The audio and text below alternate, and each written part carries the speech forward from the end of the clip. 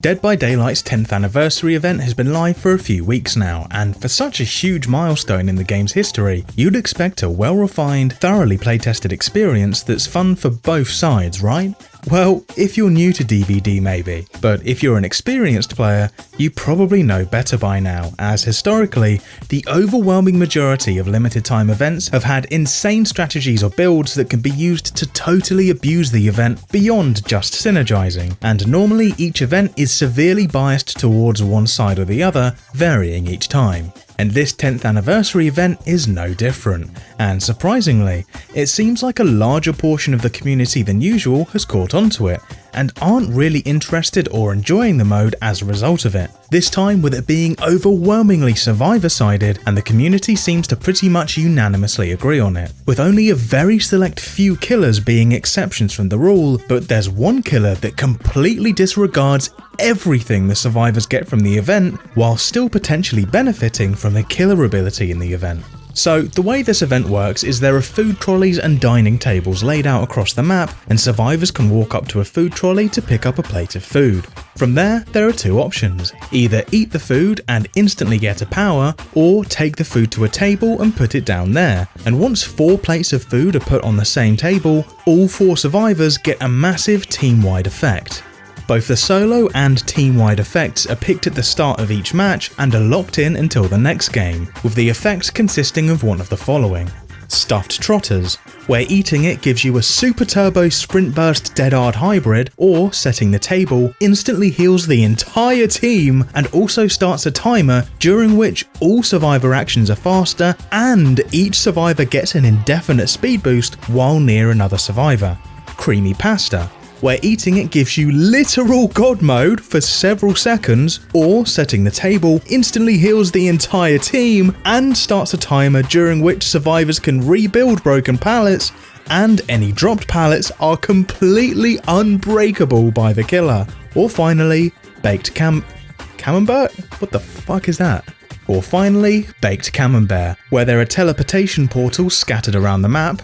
Then eating a meal makes you completely invisible for a few seconds, and then setting the table instantly heals the entire team and starts a timer, during which using a teleportation portal either refills your item's charges or gives you a new item and makes you invisible again. An absolutely insane selection of abilities and quite a nice amount of variety too. So, let's see what cool and unique powers the killers have to tinker with. A nerfed version of Clown's Gas. That's it. That's the only killer power for the event. Throwing the gas works like a snowball from winter events, but when it hits a survivor, it starts a timer of what feels like around 15 seconds and then gives the survivor a stamina bar during that time. Sprinting makes it slowly deplete, and walking lets it regen. If the stamina bar hits 0, the survivor is blocked from sprinting for a couple of seconds like a pinhead chain.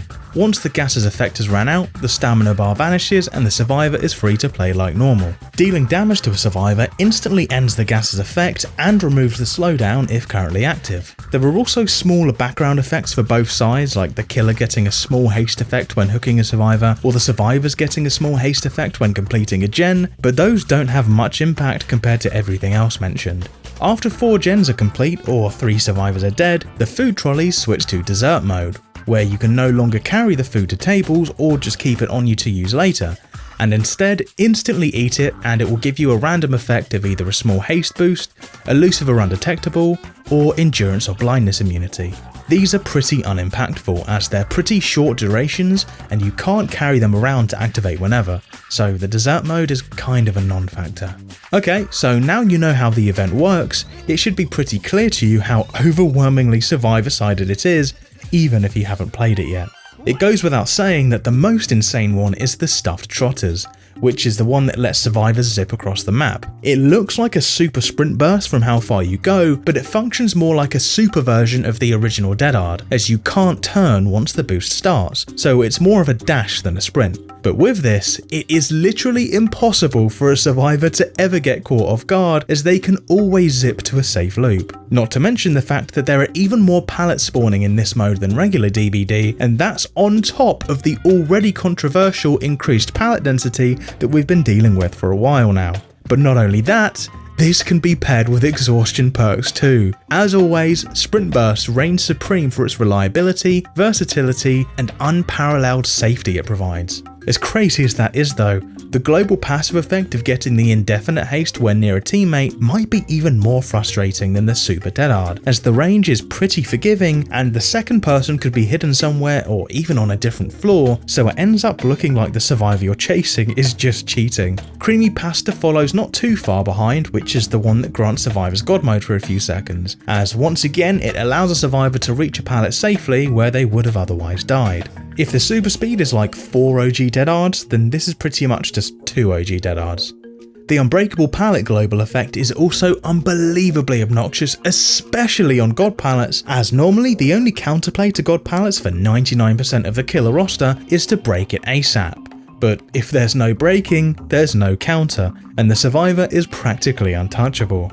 The least overpowered meal would be the Baked Camembert, which is the one of the portals and invisibility. You can still be tracked via audio while invisible, and you do emit a humming sound on top of your regular survivor sounds while invisible, so it's really only an issue up close for those who are hard of hearing or using suboptimal audio setups, much like Spirit. However, where this is still very useful is against ranged killers, as even in an open area, you can just vanish, and it's much harder for the killer to hit a shot. While the global effect of refilling items upon teleporting is very strong in the scope of regular DBD, it's absolutely nothing when compared to the other effects of this event. But the team-wide insta-heal is present across all of the meals, every match, no matter what, and that alone is brutal. Now take a look at all of that and compare it to the killer's gas cloud, which can take a decent amount of time to get value. The community did manage to figure out a few killers that could do some incredibly obnoxious things with the event, like people getting OG Legion back by deep wounding a survivor, then throwing the gas at them, which forces them to walk, and in turn forces them to bleed out to the deep wound timer, or like what Scott Jund mentioned with Billy and Bubba, where you simply gas them, zone them, and then chainsaw them while they can't sprint, which is also pretty damn obnoxious. And I know I've been saying obnoxious a lot in this video, but that's not by accident. It's genuinely the most accurate way to describe most of the things in this event. Regardless of how strong each individual thing is, it's all incredibly obnoxious and just not fun to play against. The survivor stuff is not fun to deal with as killer, and the killer stuff isn't fun to deal with as survivor.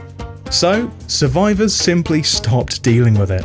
There are a few perk combos that effectively delete the killer's event gas, completely preventing the slow from kicking in altogether. Champion of Light gives you a whopping 50% haste whenever shining a flashlight, and Fixated gives you another 20% haste whenever you're just walking. And since shining a flashlight forces you to walk, these two speed boosts stack together, making you incredibly close to sprinting speed while not officially sprinting. This perk combo allows survivors to sprint like normal while gassed until right before the stamina bar is about to run out, where they then stop sprinting and immediately hold out their flashlight to let the stamina bar regen while staying at almost sprint speed. Then they can sprint like normal once it's full again, rinse and repeat whenever they're under the gas effects, so they never get slowed. Not only does that completely nullify the killer's only event bonus, but it gets better too, as Sprint Burst takes yet another W, not only synergizing with the sprint boost from eating food, but also letting you maintain regular sprint speed while not officially sprinting if combined with Fixated. If you quickly sprint for a split second to activate Sprint Burst and then continue walking, you get the haste from Sprint Burst while walking, and this combined with Fixated's haste achieves the exact same thing as Champion of Light. Then of course, if you're going to use Sprint Burst, you should use Vigil, which gives us, objectively, the best survivor build for the event. Champion of Light, Fixated, Sprint Burst and Vigil. There is no thinking that needs to be done, no alternatives, there is a simple cut and dry, objective best build that every survivor can run to completely dominate in this event. This build also counters both of the chainsaw killer strategies, but not the Legion strategy. However, given all of the other insane things that survivors have in this event, I think the Legion isn't exactly a free win button. And for most of the community, that's it for the event. Survivors are absolutely untouchable with the exception of a Legion strategy. But it turns out that's not all there is to it. Well, it is for 99% of the killer roster, but there is one killer that also completely nullifies the entire event for the survivors, just like they have done for the killers. A killer that I'm sure the community will be thrilled to see causing trouble again: the Ghoul.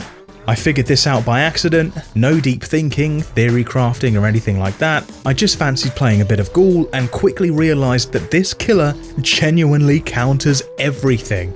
First up is the most obvious, the speed boost. W keying is never strong versus Ghoul as his catch-up potential is unmatched, and this speed boost is no exception. Even if there's a very unlucky location where you're unable to dash right back up to the survivor, you have the backup of simply grabbing them directly, which will still reset the distance, even if you can't instantly follow up with a basic attack. Then there's the invulnerability / God mode, which I'm sure you'll all be pleased to hear. The Ghoul can simply disregard it. The bite works without issue, even if the survivor is glowing bright white to show they're in God mode, and they still take damage from it. The unbreakable pallets? Not an issue either, as you can simply enraged file over them and continue about your business as usual. Well, the invisibility doesn't really need a counter, does it? So we can leave it there, right? Nope. The Ghoul's Kagane crosshair also reveals whether they're looking at an invisible survivor or not, so you can disregard that entirely too. And last but not least, the team-wide insta-heals. Ghoul can deal with that too, as biting people puts them into deep wounds, and healing from deep wounds to injured counts as a health state. Which means that if you're chasing somebody and you've bitten them, then their teammates activate the global insta-heal. That survivor doesn't go back up to full health, but instead stays injured and simply isn't deep wounded anymore. Okay, so that's literally everything survivors have completely countered. Ardetha, it stops there, right? My dear viewer, there's always a bigger fish. Since biting applies deep wounds, the Legion strategy of gassing the survivor to force them to bleed out to deep wounds also works on Ghoul too. Happy 10th anniversary, enjoy the event.